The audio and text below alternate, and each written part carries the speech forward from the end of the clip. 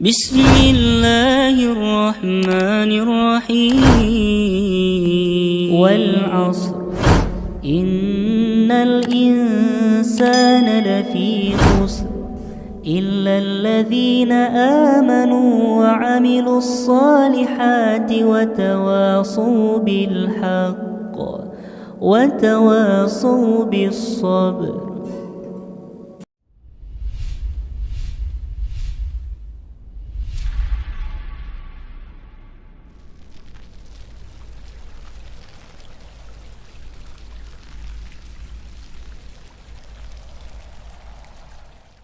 Bismillah, Assalamualaikum warahmatullahi wabarakatuh. Innal hamdalillah nahmaduhu wa nasta'inuhu wa nastaghfiruh wa na'udzu billahi min sururi anfusina wa min sayyiati a'malina. May yahdihillahu fala mudhillalah wa may yudlilhu fala hadiyalah. Ashhadu an la ilaha illallah wahdahu la syarikalah wa ashhadu anna Muhammadan abduhu wa rasuluh la nabiyya wa la rasula ba'dah. Kaum muslimin yang dimuliakan oleh Allah Subhanahu wa taala, puji syukur kita senantiasa kita ucapkan kepada Allah Subhanahu wa taala karena Allah Subhanahu wa taala masih memberikan kepada kita begitu banyak sekali kenikmatan sehingga kita tidak akan pernah bisa untuk menghitung-hitung nikmat Allah Subhanahu wa taala tersebut. Salawat dan salam senantiasa kita sampaikan kepada Nabi kita Nabi Muhammad sallallahu alaihi wasallam yang mana kita selalu mengharapkan syafaat dari Nabi Muhammad sallallahu alaihi wasallam nanti pada hari kiamat. Kaum muslimin yang dimuliakan oleh Allah Subhanahu wa taala, kita akan melanjutkan kembali pembahasan kita yang kita ambil dari buku Seluk-Beluk Alam Jin dan Syaitan, yang mana pada kesempatan sebelumnya kita telah membahas yaitu berkaitan dengan pendapat dari para dokter tentang kesurupan ataupun tentang kerasukan, yang mana mereka para dokter itu mengakui akan adanya kesurupan tersebut dan tidak ada yang menolak berkaitan dengan hal ini.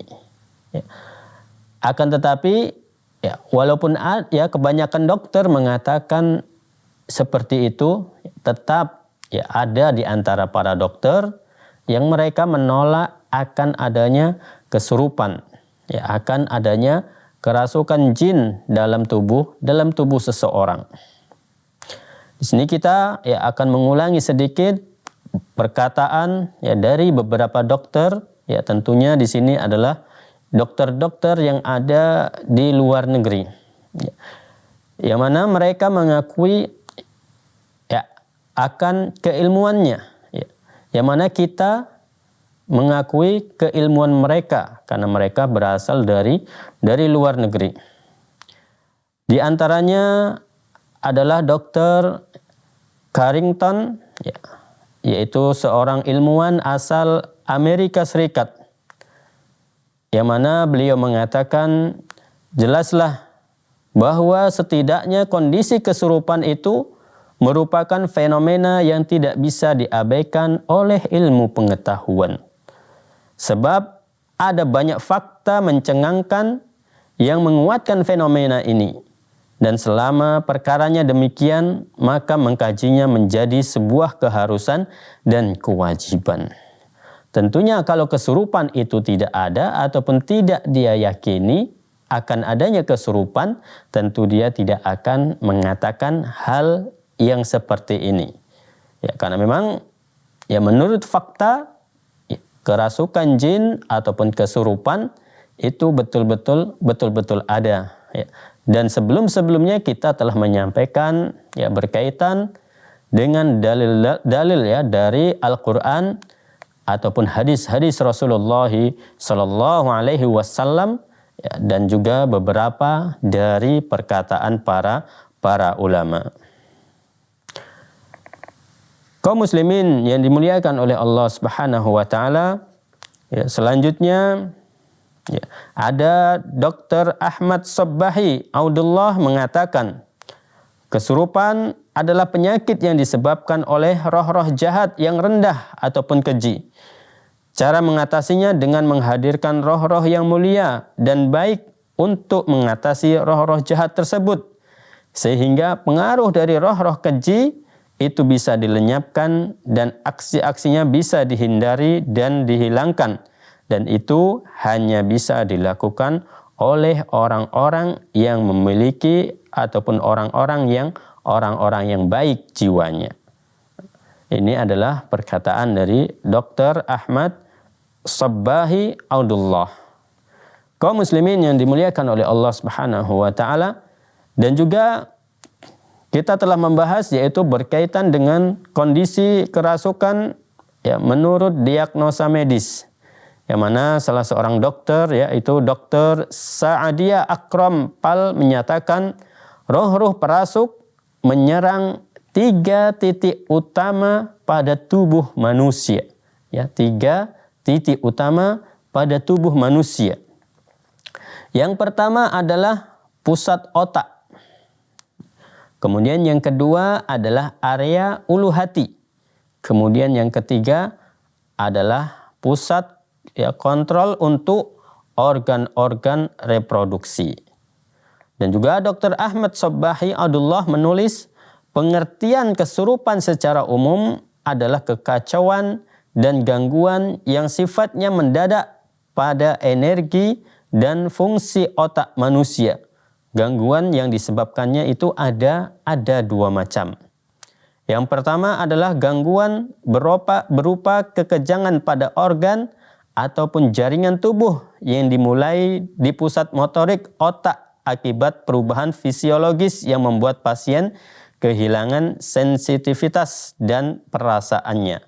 Terapi penyembuhan untuk gangguan ini bisa dilakukan oleh para dokter.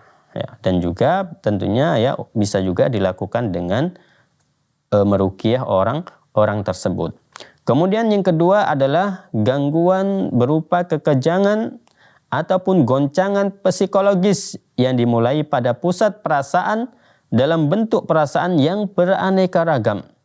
Gejala utamanya adalah, ya, perubahan yang berhubungan dengan akal pikiran. Jadi akal pikirannya berubah.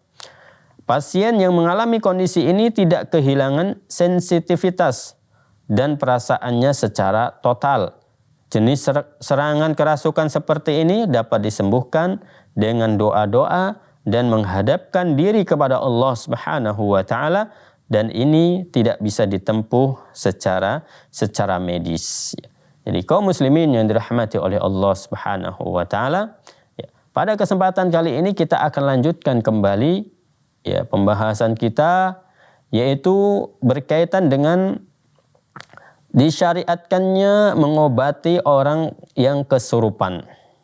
Yang mana pada kesempatan sebelumnya ketika kita menjelaskan akan adanya kesurupan, ya, kita telah menyebutkan beberapa dalil, ya, yang menjadi tolak ukur kita ataupun yang menjadi contoh kita untuk, ya, mengobati orang yang kesurupan ataupun orang yang diganggu oleh jin. Ya. Di antaranya adalah hadis yang diriwayatkan dari Kharijah bin As-Salat dari pamannya bahwa ia datang menemui Rasulullah sallallahu alaihi wasallam untuk memeluk Islam. Setelah itu dia pulang. Di tengah perjalanan dia berpapasan dengan suatu kaum. Di antara mereka ada orang gila yang dibelenggu dengan rantai besi.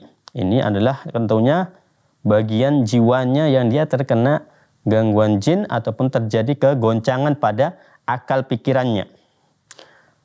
Keluarganya berkata, ada yang menyampaikan kepada kami bahwa temanmu, yaitu dimaksud adalah Nabi Muhammad sallallahu alaihi wasallam, dia datang dengan membawa kebaikan. apakah kalian mempunyai sesuatu yang dapat kalian jadikan sarana pengobatan? Maka setelah itu aku meruqyahnya, yaitu Kharijah bin As-Salat. Setelah itu aku meruqyahnya dengan membacakan surah Al-Fatihah. Ternyata lelaki tersebut sembuh. Jadi hanya dibacakan surah Al-Fatihah, maka orang yang dalam kondisi gila tersebut itu disembuhkan oleh Allah Subhanahu wa taala.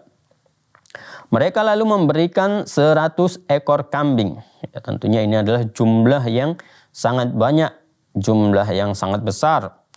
Aku langsung pergi menjumpai Rasulullah sallallahu alaihi wasallam untuk menceritakan kejadian itu. Maka kemudian Rasul sallallahu alaihi wasallam bertanya, apakah kamu membacakan surah selain surah Al-Fatihah? Ya, maka ya aku pun menjawab, tidak. Ya, aku tidak membacakan surah yang lain ya selain dari surah Al-Fatihah. Maka kemudian Nabi sallallahu alaihi wasallam ya mengatakan, khudha fala amri laman akala bi ruqyati batilin laqad akalta bi ruqyati haqqin. Ambillah 100 ekor kambing itu. Jadi di sini ya sahabat Nabi diperintahkan untuk mengambil 100 ekor kambing yang diberi oleh si pasien tersebut. Sesungguhnya ada orang yang makan dari hasil ruqyah yang batil, ruqyah yang syirkiyah. Sedangkan engkau ya makan dari hasil ruqyah yang benar. Sedangkan dalam sebuah riwayat yang lain disebutkan faraqahu bi fatihatil kitab salasata ayyamin ghudawatan wa ashiyatan. Lalu ia meruqyahnya dengan surah Al-Fatihah selama 3 hari. Yaitu kapan saja dia meruqyahnya, yaitu pada waktu pagi dan petang. Kullama khatamaha jama'a buzaqahu summa tafala. Maka kemudian ya setiap kali selesai dari membaca surah ini, yaitu surah Al-Fatihah, ia mengumpulkan air liurnya, kemudian meludahkannya ataupun menyemburkannya ke orang yang terkena gangguan jin tersebut. Ya, hadis ini diriwayatkan oleh Al-Imam Abu Dawud. Jadi kaum muslimin yang dirahmati oleh Allah Subhanahu wa taala, ya, ini adalah salah satu contoh dari sahabat Nabi ya radhiyallahu anhu yang mereka meruqyah orang yang terkena ataupun mengobati orang yang terkena gangguan jin ataupun mengobati orang yang kesurupan. Kemudian nanti kita akan lanjutkan kembali ya tentunya ya kisah-kisah ya dari beberapa sahabat Nabi, ataupun nanti kita akan sebutkan ya ada kisah dari para ulama yang terkenal juga, dan kisah tersebut merupakan kisah yang sudah sangat masyhur ya di kalangan kita, yaitu berkaitan dengan kisah dari Imam Ahmad bin Hanbal ketika mengobati orang yang kesurupan. Dan nanti insyaallah akan kita lanjutkan pembahasan kita ya setelah beberapa jeda berikut ini.